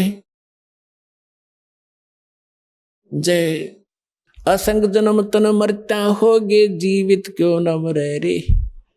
এতিয়া অসংখ্য জনম মৃত্যু হ'ব, জীৱিত মৰা কি হয়? জীৱিত এটাতো এইটো হয় যে আপুনি কাৰোবাৰ ই মায়াৰ যি ইচ্ছা, কোনোবাই ঘৰ বনাইছে, কোনোবাই কিবা কৰি আছে, বিজনেছ ডাঙৰ কৰি আছে, কোৱা হয় ইয়াক অভ্যাস কৰি নল'বা। আমাৰ ভগৱানৰ স্থিতি চাই লওক। এটা জুপুৰিত বাস কৰিছিলে, কাপোৰ বৈ নিজৰ জীৱন নিৰ্বাহ কৰি আছিল, মাটিত বহি বহি কাপোৰ বৈ আছিলে। এতিয়া তেওঁ কি ক'ব বিচাৰিছে? যদি তেওঁ সেই ঘৰ গাড়ী থকা সকলৰ দৰে মনোভাৱ ৰাখিলে হয়, বচনেৰে বনালে হয় এটা মহল, দেখাৰ যোগ্য সকলোৱে চালে হয়, তেতিয়া আমিও এই সংসাৰত ঘৰ গাড়ীৰ পিছতেই দৌৰি ফুৰিলো হয়। তেওঁতো নিজৰ বচনেৰে বনালে হয়। গতিকে তেওঁ জুপুৰি বনাই এইবাবেই ৰিহাৰ্চেল কৰি কৰি দেখুৱাইছিলে যে এই লেতেৰা লোকত ইমানেই পৰ্যাপ্ত। गरते 3.5 हाथ गणाते 4.25 और कह कबीर কবিৰ চাহেবে কয়, क्या क्या चढ़ावे मैडिया लंबी भीतू सार और गरते 3.5 हाथ गणाते 4.25। লৌতুকৰ ভিতৰত এখন বজাৰ বনাইছিলে। এজন মানুহে মাৰ্কেট বজাৰ এখন বনাইছিলে। এখন মাৰ্কেটত দোকান বনাই আছিলে আৰু কি কৰিছিলে যে 5 লাখ টকা মাহত মই চন 1988-89 মানৰ কথা, 5 লাখ টকা মাহত তলৰ ফ্ল'ৰ কেইটাৰ পৰাই আহি গৈছিলে আৰু কৈছিলে 3-4টা মহলা বনাম। আজিৰ হিচাপততো 50 লাখ হ'ব, ক'ব পাৰে আপুনি। সেয়া বনাই আছিলে, লিংটাৰ দি আছিলে। তেওঁ সকলোকে মাহৰ দৰমহা দি আছিলে। সেই দৰমহা দি তাত যিসকলে কাম কৰি আছিলে, বনোৱা শ্ৰমিক, তেওঁলোকক দৰমহা দি তেওঁ নিজৰ পইচাখিনি গণি আছিল। সেয়া কৰি গা ধুই আছিলে টেপেৰে, গৰমৰ দিন। গা ধুই আহি ভগতজনাই গামোচা পিন্ধি আছিল। হঠাতে পৰি গ'ল, তেওঁৰ হাৰ্ট এটেক হৈ গ'ল। কি কৰিবা সেই ঘৰ?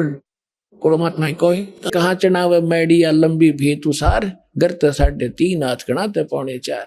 কোৱাৰ ভাবিটো যে ইয়াত এই জ্ঞানেৰে আপুনি এটাতো ইয়াকে জীৱিত মৰা বুলি কয় যে আমি এই মানুহবোৰৰ অযথা কথাবোৰক মন দিব নালাগে, নকল কৰিব নালাগে। আৰু দ্বিতীয়তে বাস্তৱত মৰাটো এইটো হয় যে যেনেকৈ যি কৰ্মক, যি ক্ৰিয়াক, যি ধনক, যি ঘৰক, যি ব্যৱসায়িক আপুনি এৰি সৎসংগলৈ আহিবলৈ নিবিচাৰে, এইটো ভাবে যে বহুত ক্ষতি হৈ যাব, তেন্তে এয়া ভুল আপোনাৰ। সৎসংগলৈ আহিলে, ভগৱানৰ পথত চলিলে সুখে হয় মানুহৰ। আৰু যদি অলপ হানিও হয়, নাজানো কি বিপদ হ'বলগীয়া আছিলে, সেয়া অলপতে শেষ হ'ব, সঁচা বুলি মানা। যেনে ক'ৰবাৰ পৰা আমি আহিলেহে আমি যাব পাৰিম, এনেকৈ নাভাবিব। যেনেকৈ নাইট ছাৰ্ভিচত গৈ আছিলে এজন ভগত, নাইট ছাৰ্ভিচলৈ গৈ তেওঁ উভতি আহিবলগীয়া আছিলে, বহুত দৰকাৰী কাম আছিল, সেইবাবে ৰাতি তেওঁ উভতি আহিবলগীয়া হ'ল। সেই নাইট ছুপাৰৰ বাছ এক্সিডেণ্ট হৈ গ'ল আৰু তেওঁ মৰিল, মৃত্যুপ্ৰাপ্ত হ'ল। এতিয়া দৌৰা দৌৰিও হ'ল, সেই গুৰুত্বপূৰ্ণ কামটোও থাকিল। এতিয়া এনেকৈ ভাবি লওঁ, পৰমাত্মাৰ মাৰ্গত ইয়ালৈ আহিবলৈ, যেনেকৈ আজি যদি আমাৰ মৃত্যু হয়, যাৰ বাবে আমি সৎসংগলৈও আহিব বিচৰা নাছিলোঁ, সেয়াও গ'ল, তেন্তে সেয়াটো একেবাৰে শেষেই হৈ গ'ল। গতিকে তেনেকৈ ভাবি ইয়ালৈ আহা, এনেকৈ ভাবি লওক যে আজি মোৰ মৃত্যু হ'ব পাৰে, আৰু 3 দিন 4 দিনৰ বাবে আপুনি ইয়ালৈ আহি যাওক মৃত হৈ। যদি 3 দিনত বা 4 দিনত কিবা ক্ষতি হয়, গৈ পেলাই ঠিক কৰি ল'ব পাৰিব। এনেইতো নহয়, পৰমাত্মাই আপোনাক বহুত সঁহাৰি দিব। আৰু যদি সদায় বাবে মৃত্যু হয়, তাৰ পিছত কি কৰিব? তেতিয়াতো সকলো কাম তেনেকৈ পৰি থাকিব। গতিকে এই প্ৰকাৰে আপোনালোক ইয়ালৈ আহক আৰু এনেকৈ ভাবক যে আপোনাৰ মৃত্যু হ'ল। এয়াতো যিকোনো সময়তে হ'ব পাৰে। আৰু আপুনি যাৰ বাবে ভগৱানৰ পৰাও আঁতৰত আহিব বিচাৰিছে, সৎসংগও শুনিবলৈ সময় নাই। আকৌ যদি কাইলৈ কিবা হৈ যায় তেতিয়া কি কৰিব? তেতিয়াতো চিৰদিনৰ বাবে শেষ। সেইটো কেতিয়াও চাব নোৱাৰিব যাৰ বাবে ভগৱানৰ পৰা আঁতৰ হৈ আহিছে। গতিকে ইয়াত কয় আপুনি এনেকৈ ভাবক যে 3 দিন মৰিলে 3 দিনৰ পিছত গৈ সেই কামটো চম্ভালিব পাৰিব নিশ্চয়কৈ কিবা কিবি কৰি আকৌ ছেট কৰিব পাৰিব পৰমাত্মাই লগ দিব আপোনাক এইটো বিশ্বাস ৰাখা আপুনি সকাহ কিছুদিনৰ পিছত দেখা পাব যেনে ধৰক আপুনি আজি কিবা শস্য ৰুইছে আমৰ বীজ এতিয়া যিহেতু ৰুইছে সঠিক বীজ আপোনাৰ যদি প্ৰচেছ ঠিকে আছে সেইটো ৰোৱাৰ গতিকে তাৰ বাবে সময় লাগিব সেইটো অংকুৰিত হোৱাৰ বাবে গতিকে কবিৰ চাহেবে কয় धीरे धीरे रे बना धीरे सब कुछ हो मारी सीते सौगड़ा समय आई फड़ो গতিকে সময় দিয়ক ভগৱানক অলপ তাৰপিছত চাব আপোনালোকৰ চুবুৰীও চাব ধৰিব যে হঠাতে কি হৈ গ'ল কেনেকৈ আহিলে ইমান ধন ক'ৰ পৰা উন্নতি হৈ আছে একো কাম কৰাই নেদেখো সৎসংগ কৰি থকাই দেখো গতিকে সমৰ্থবান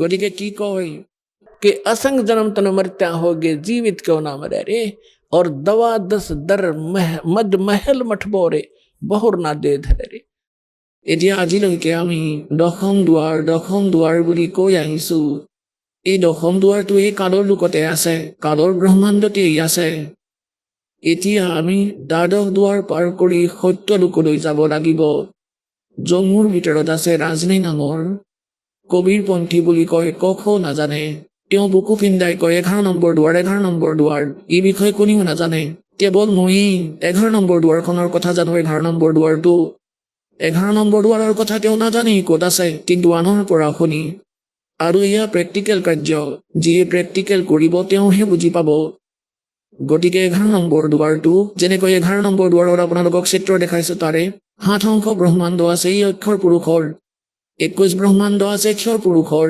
আৰু 7 অংশ ব্ৰহ্মাণ্ডৰ ক্ষেত্ৰ আছে অক্ষৰ পুৰুষৰ ক্ষেত্ৰৰ পৰা ওলাই যি অক্ষৰ পুৰুষৰ লোকত গৈ প্ৰৱেশ কৰে তাত এখন দুৱাৰ আছে সেইখন 11 নম্বৰ দুৱাৰ আৰু অক্ষৰ পুৰুষৰ লোক পাৰ হৈ পৰম অক্ষৰ ব্ৰহ্ম সৎপুৰুষৰ লোকলৈ যেতিয়া প্ৰৱেশ কৰা হয় সেইখন দ্বাদশ লোক 12 নম্বৰ দুৱাৰ সেইখন দুৱাৰ পাৰ কৰাৰ পিছতহে সৎ লোক আহি পায় ইয়াত গৰীব দাসদেৱে কৈছে যে असंग जन्म तन मरता होगे जीवित क्यों ना मरे रे और दवा 10 मद महल मठबोरे সেই মহল সেই স্থান যলৈ যোৱাৰ পিছত আকৌ জন্ম নহয় बहुर ना दे धरे रे আকৌ কি কৈছে যে दोजक बैस्त सभी ते देखे राजपाट के रसिया और 3 लोक से तरपत नाही यो मन भोगी खसिया এতিয়া কোনোবা যদি গাঁৱৰ গাঁও বুঢ়া হৈ যায় তেওঁ তাতেই সন্তুষ্ট নহয় ভাবিব যে চেয়াৰমেন হ'ব লাগিব চেয়াৰমেন বহুত কেইখন গাঁৱৰ মাজত হয় চেয়াৰমেন হোৱাৰ পিছত ভাবিব যাতে তেওঁক নমস্কাৰ কৰা মানুহ বহুত হয় তেতিয়া ভাবিব MLA হওঁ মই তেতিয়াহে হ'ব MLA হোৱাৰ পিছত তেওঁ ভাবিব যে মই মন্ত্ৰী হওঁ তেতিয়া বাহ হ'ব মোৰ আকৌ মন্ত্ৰী হোৱাৰ পিছত তেওঁৰ এইটো টেণ্ডেঞ্চি হৈ যাব যে মই মুখ্যমন্ত্ৰী হ'লেহে হ'ব এতিয়া মই পৰাধীন হৈ আছো আকৌ মুখ্যমন্ত্ৰী হোৱাৰ পিছত ভাবিব যে প্ৰধানমন্ত্ৰী হোৱাৰ পিছতহে মোৰ মনটোৱে শান্তি পাব মৃত্যু হৈ গ'লে আকৌ সেইজনেই গাধ হ'ব গতিকে পৰমাত্মাই কয় যে दोजक बैस्त सभी ते देखे राजपाट के रसिया এই মনৰ পাপীজনক যদি 3টা লোকেই দি দিয়া হয় ই কেতিয়াও সন্তুষ্ট নহয় আপোনাৰ দুৰ্গতি কৰাব কয় 3 लोक से तरपत नाही ये मन भोगी खसिया আকৌ কি কয় सतगुरु मिले तो इच्छा मेटे पद मिल पदे समना সৎগুৰু পালে ইয়াৰে অযথা কথাবোৰলৈ ইচ্ছা নাথাকিব এই লেতেৰা লোকৰ আইনা মুখৰ আগত দি স্বৰূপ দেখুৱাব সৎগুৰু পালে সঁচা সন্ত পালে ইচ্ছা নোহোৱা হ'ব और पद मिल पदे समाना যেনেকৈ গীতাৰ অধ্যায় নম্বৰ 15 শ্লোক নম্বৰ 4 কৈছে যে তত্ত্বদৰ্শী সন্তৰ প্ৰাপ্তিৰ পিছত সেই পৰমেশ্বৰৰ সেই পৰম পদৰ সন্ধান কৰিব লাগে যলৈ যোৱাৰ পিছত সাধক আৰু সংসাৰলৈ কেতিয়াও উভতি নাহে এতিয়া এই সূক্ষ্ম বেদ এই গীতা বেদ আৰু তাত থকা জ্ঞানতকৈও পৰম গুঢ় জ্ঞান আছে ইয়াত কি কৰিছে গৰীব দাস চাহেব দেৱে सतगुरु मिले तो इच्छा मेटे और पद मिल पदे समाना पद পদ মানে পদ্ধতি এয়া সন্তসকলৰ কোড ৱৰ্ড এটা ৰাইট মানে কাৰেক্ট একুৰেট আৰু সঠিক যি পদ্ধতি পাবা, ভক্তিৰ বিধি পাবা, সেই পদ লাগে। পদ মেল পদে সমানা। তাৰপিছত কোনটো পদত সমাৱেশ হ'ব? যলৈ যোৱাৰ পিছত সাধক আৰু সংসাৰলৈ কেতিয়াও উভতি নাহে। সৎগুৰু মিলে তো ইচ্ছা মেটে। এতিয়া সঠিক সৎগুৰু পালে পদ্ধতিও সঠিকেই পাব, আৰু যি পদ্ধতিৰ পৰা সেই পৰম পদ প্ৰাপ্ত হ'ব, যলৈ যোৱাৰ পিছত সাধক আৰু সংসাৰলৈ কেতিয়াও উভতি নাহে। सतगुरु मिले तो इच्छा मिटे, पद मिल पदे समाना, और चल हंसा उस लोक पठाऊं। গীতাৰ অধ্যায় নম্বৰ 18 শ্লোক নম্বৰ 62 কৈছে, পৰমেশ্বৰ অৰ্জুন তুমি সৰ্বভাৱেৰে সেই পৰমেশ্বৰৰ শৰণলৈ যোৱা। তেওঁৰ কৃপাতে তুমি পৰম শান্তিত আৰু সেই সনাতন শাশ্বত স্থানক সনাতন পৰম ধাম প্ৰাপ্ত কৰিবা, অমৰ ধাম প্ৰাপ্ত কৰিবা। सतगुर मिले तो इच्छा मिटे, पद मिल पदे समाना, और चल हंसा उस लोक पठाऊं। जो आदि अमर स्थाना जी शाश्वत স্থান, আৰু তাত কি সুখ আছে? চাৰ মুক্তি যা চম্পি কৰতি মায়া হৰি দাসী। ইয়াৰে যি চতুৰ্থ মুক্তি সেয়াও নাশবান, কিন্তু তাত তোমাৰ চৰণত সুখ তাতকৈও বেছি থাকিব। তাত সুখ চাকৰৰ দৰে তোমাৰ সন্মুখত সাজু হৈ থাকিব। চাৰ মুক্তি যা চম্পি কৰতি মায়া হৰি দাসী, দাস গरीब अबे पद पर से वो मिले राम अविनाशी। परम अक्षर उत्तम पुरुषत्व अन्य परमात्मा इति उदाहरते, ये लोक धर्म आविश्य विवर्ती अवैश्वरे। কোৱা হৈ সেই অবিনাশী পৰমাত্মা পাবা, আৰু চাৰিটা মুক্তি তোমাৰ চৰণত সদায় পৰি থাকিব। গতিকে সেই সাধনাই দাসৰ লগত আছে, সেয়া লোৱা আৰু কল্যাণ কৰোৱা নিজৰ। বল সৎগুৰুদেৱ কি।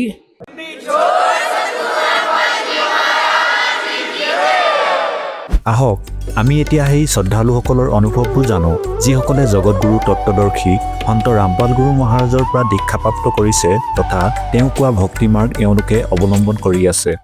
নমস্কাৰ দৰ্শকসকল, ভক্তি আৰু বিশ্বাসৰ মাজতো যেতিয়া জীৱনলৈ দুৰাৰোগ্য বেমাৰ আৰু অশান্তি নামি আহে, তেতিয়া মানুহ অসহায় হৈ পৰে। তেনে কঠিন সময়তে অসমৰ ধুবুৰী জিলাৰ নিবাসী জিয়া ৰায়ে দীৰ্ঘদিন ধৰি পৰম্পৰাগত দেৱ দেৱীৰ পূজা অৰ্চনা আৰু ব্ৰত উপবাসৰ সৈতে জড়িত আছিল। কিন্তু ইয়াৰ পাছতো তেওঁৰ জীৱনলৈ শান্তি অহাৰ পৰিৱৰ্তে তেওঁ হাড়ৰ যক্ষ্মা ৰোগ আৰু পেৰালাইচিছৰ দৰে ভয়াৱহ ৰোগত আক্ৰান্ত হয়। জীৱনৰ এই কঠিন সময়ত তেওঁ ইউটিউবৰ জৰিয়তে সন্ত ৰামপাল গুৰু মহাৰাজৰ এজন অনুগামীৰ আৰোগ্য হোৱাৰ কাহিনী শুনিবলৈ পায়। ইয়াৰ দ্বাৰা অনুপ্ৰাণিত হৈ তেওঁ সন্ত ৰামপাল গুৰু মহাৰাজৰ শৰণ লয়। তাৰ পাছতে তেওঁৰ জীৱনলৈ এক অভূতপূৰ্ব পৰিৱৰ্তন আহে। তেওঁ কেৱল শাৰীৰিকভাৱে সুস্থ হোৱাই নহয়, বৰঞ্চ মানসিক আৰু আধ্যাত্মিক শান্তিও লাভ কৰে। আহক তেন্তে জিয়া ৰায়ৰ মুখৰেই শুনো তেওঁৰ এই জীৱন পৰিৱৰ্তনৰ কাহিনী। নমস্কাৰ। সৎ সাহেব। কি নাম তোমাৰ? জিয়া ৰয়। তুমি কোন ঠাইৰ পৰা আহিছা? হালাগুৰা ধুবুৰী ডিষ্ট্ৰিক্ট, অসমৰ পৰা আহিছোঁ। সন্ত ৰামপাল গুৰু মহাৰাজৰ পৰা নাম দীক্ষা কেতিয়া লৈছিলা? 19 ফেব্ৰুৱাৰী 2021। তেখেতৰ পৰা নাম দীক্ষা লোৱাৰ আগতে কিবা ভক্তি সাধনা কৰিছিলানে? ব্ৰহ্মা বিষ্ণু মহেশ্বৰ ভক্তি কৰিছিলোঁ, ব্ৰত কৰিছিলোঁ। আৰু সেই সাধনাবিলাক গুৰু ধাৰণ কৰি কৰিছিলা নে এনে কৰি আছিলা? এনেই কৰি আছিলোঁ। তুমি যিহেতু জনালা যে পৰম্পৰাগত যিবিলাক ভক্তি সাধনা পৰিয়ালৰ লোকে কৰি আছিলে, সেই সাধনাবিলাক তুমিও কৰি আছিলা, তেনে ক্ষেত্ৰত সন্ত ৰামপাল গুৰু মহাৰাজৰ শৰণলৈ কেনেকৈ আহিব লগা হ'ল? মোৰ বৰ্ণ টিবি ৰোগ আছিলে, সেই ৰোগৰ পৰা ৰক্ষা পাবলৈ মই সন্ত ৰামপাল মহাৰাজৰ পৰা নাম দীক্ষা লৈছিলোঁ। তোমাৰ বৰ্ণ টিবি যিটো ৰোগ আছিলে তাৰ বাবে ডক্টৰৰ কাষলৈ গৈছিলানে? গৈছিলোঁ। মই ধুবুৰীত গৈছিলোঁ, ধুবুৰীৰ পৰা গুৱাহাটীত গৈছিলোঁ, জি এন আৰ চিৰ পৰা GMCত গৈছিলোঁ। তাৰ পৰা মই একো লাভ পোৱা নাই। তাৰপিছত সন্ত ৰামপাল মহাৰাজৰ পৰা নাম দীক্ষা লৈ মোৰ সেই বেমাৰটো ঠিক হৈছিলে। সঁচাকৈ এইটো আচৰিত কথা, যি তোমাৰ মাৰাত্মক ৰোগ হৈছিলে, বৰ্ণ টিবি ৰোগ হৈছিল, ডক্টৰে সেইটো ঠিক কৰিব পৰা নাছিলে, এজন সাধাৰণ সন্তৰ পৰা নাম দীক্ষা লোৱাৰ পিছতে যে ভাল হোৱা বুলি তুমি কৈছা, এইটো কেনেকৈ সম্ভৱ? এইটো সন্ত ৰামপাল মহাৰাজে শাস্ত্ৰ অনুকূল ভক্তি বিধান দিয়ে আমাক, আৰু সেইবোৰ মৰ্যাদা অনুসৰি কৰিলে আমাৰ এইবিলাক লাভ হয়। আৰু ইয়াৰ উপৰিও আৰু অন্য কিবা লাভ পাইছানে? পাইছোঁ। মোৰ এটা হাত আৰু এটা ভৰি পেৰালাইছৰ নিচিনা হৈ গৈছিলে, আৰু সন্ত ৰামপাল মহাৰাজৰ নাম দীক্ষা লৈ মোৰ এইবিলাকো ঠিক হৈ গৈছে। আৰু তুমি যে এই অনুভৱবিলাক দাঙি ধৰিলা তোমাৰ সন্ত ৰামপাল গুৰু মহাৰাজৰ পৰা নাম দীক্ষা লোৱাৰ পিছতে এনেধৰণৰ লাভ পাইছা, আচলতে এই সন্ত ৰামপাল গুৰু মহাৰাজৰ এই জ্ঞানটো কেনেকৈ পালা, ক'ৰ পৰা পালা এই জ্ঞানটো? মোৰ দেউতাকে ইউটিউবত চাইছিলে কি এই বন টিবি ৰোগটো কি, বন টিবি ৰোগটোৰ জানিবলৈ ইউটিউবত চাৰ্চ কৰিছিলে। তাত এজন ভক্তই ইণ্টাৰভিউ দি আছিলে, তাত তাৰো এনেকুৱাই বেমাৰ হৈছিলে আৰু হিৰো বন টিবি হৈছিলে। দেউতাকে দেখি আমাক সন্ত ৰামপাল মহাৰাজৰ পৰা নাম দীক্ষা লৈ দিলে। আৰু নাম দীক্ষা ক'ত লৈছিলা? গুৱাহাটী আশ্ৰমত লৈছোঁ। সঁচাকৈ এটা আচৰিত কথা, বৰ্তমান এই আধুনিকতাৰ যুগত এজন সন্তৰ পৰা নাম দীক্ষা লৈ তুমি এনেধৰণে মানে বিভিন্ন প্ৰকাৰে লাভ পাইছা, বন টিবিৰ দৰে যিটো মাৰাত্মক ৰোগ তাৰ পৰা পৰিত্ৰাণ পালা। আচলতে আৰু এটা কথা জানিব বিচাৰিছোঁ, যিহেতু আধুনিকতাৰ এই যুগত আমি বিজ্ঞানকে সৰ্বেসৰ্বা বুলি মানো, তেনে ক্ষেত্ৰত আমি বিজ্ঞানৰ এই যুগত ভক্তি কৰাৰ আচলতে কিয় প্ৰয়োজন? ভক্তি কৰাৰ প্ৰয়োজন হয় কাৰণ আমাৰ মানৱ জীৱনৰ মুখ্য উদ্দেশ্য মোক্ষ প্ৰাপ্তি, আৰু মোক্ষ প্ৰাপ্তি ভক্তি কৰিলেহে আমাৰ মোক্ষ প্ৰাপ্তি হ'ব। আৰু যেতিয়া বিজ্ঞানে হাৰ মানি দিয়ে তেতিয়া পৰমেশ্বৰৰ কাম আহে, পৰমেশ্বৰে ঠিক কৰি দিয়ে সকলোকে, সেইকাৰণে আমি ভক্তি কৰিব লাগে। তুমি যিহেতু তোমাৰ মাৰাত্মক ৰোগ বন টিবিৰ পৰা পৰিত্ৰাণ পোৱাৰ উদ্দেশ্যে সন্ত ৰামপাল গুৰু মহাৰাজৰ শৰণলৈ আহিলা, কিন্তু বহুতে কয় হেনো ভক্তি হেনো বৃদ্ধ বয়সতে কৰিব লাগে। আচলতে ভক্তি সৰুৰ পৰাই কৰিব লাগে। নানকজীৰ এটা বাণী আছে, নাজানে কাল কি কাৰ ডাৰে কিচিবিত ঢল যা ভাষাবে, জিনাদে চিৰদি মত খৰক দি উনানো কেৰা হাচাবে। আমি ভক্তি সৰুৰ পৰাই কৰিব লাগে, আৰু কালে কেতিয়া কি কৰি দিয়ে এইটো একো ক'ব নোৱাৰি, সেইকাৰণে আমি ভক্তি সৰুৰ পৰাই কৰিব লাগে। জিয়া, তোমাৰ পৰা আৰু এটা কথা জানিব বিচাৰিছোঁ, তোমালোকৰ গুৰু সন্ত ৰামপাল গুৰু মহাৰাজৰ মুখ্য উদ্দেশ্য কি? সন্ত ৰামপাল মহাৰাজৰ মুখ্য উদ্দেশ্য বিশ্বক সদ্ভক্তিৰ দ্বাৰা মোক্ষ প্ৰদান কৰা, সমাজত প্ৰচলিত জাতিভেদ প্ৰথা দূৰ কৰা, যুৱ প্ৰজন্মৰ মাজত নৈতিক আৰু আধ্যাত্মিক জাগৰণ অনা, সমাজত প্ৰচলিত সকলো ধৰণৰ মাদক দ্ৰব্য বৰ্জন কৰা, সমাজত প্ৰচলিত যৌতুক প্ৰথা নিৰ্মূল কৰা, দুৰ্নীতি সমাপ্ত কৰা, সামাজিক কুসংস্কাৰ দূৰ কৰি সুস্থ সমাজ গঢ়ি তোলাই তেওঁৰ মুখ্য উদ্দেশ্য।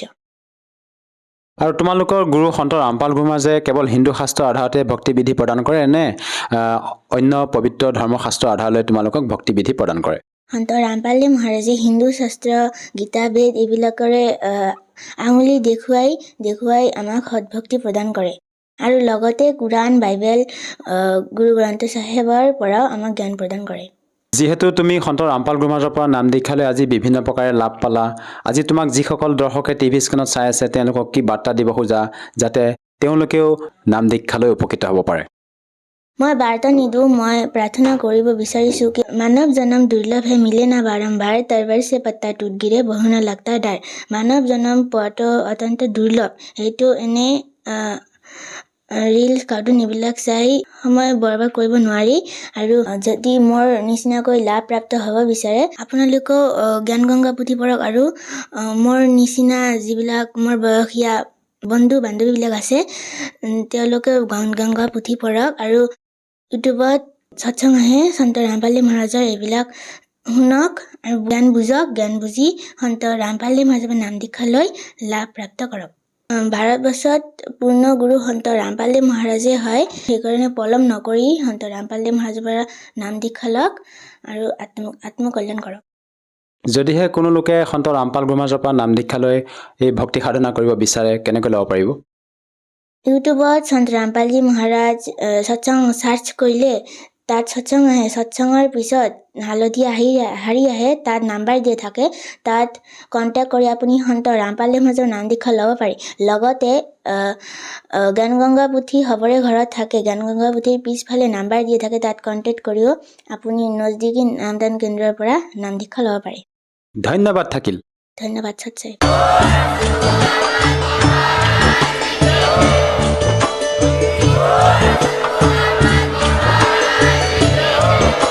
আপুনি শুনি আছিলে জগতগুৰু তত্ত্বদৰ্শী সন্ত ৰামপাল গুৰু মহাৰাজৰ মংগল প্ৰবচন। অধিক জানিবৰ বাবে ভিজিট কৰক www.jagatgururampalji.org। সন্ত ৰামপাল গুৰু মহাৰাজৰ শুভ আশীৰ্বাদত সমগ্ৰ বিশ্বতে 500তকৈও অধিক নাম দীক্ষা কেন্দ্ৰ আছে, য'ত সন্ত ৰামপাল গুৰু মহাৰাজৰ দ্বাৰা বিনামূলীয়াকৈ নাম দীক্ষা দি থকা হৈছে। আপোনাৰ ওচৰৰ নাম দীক্ষা কেন্দ্ৰৰ ঠিকনা জানিবলৈ সম্পৰ্ক কৰক 7082208528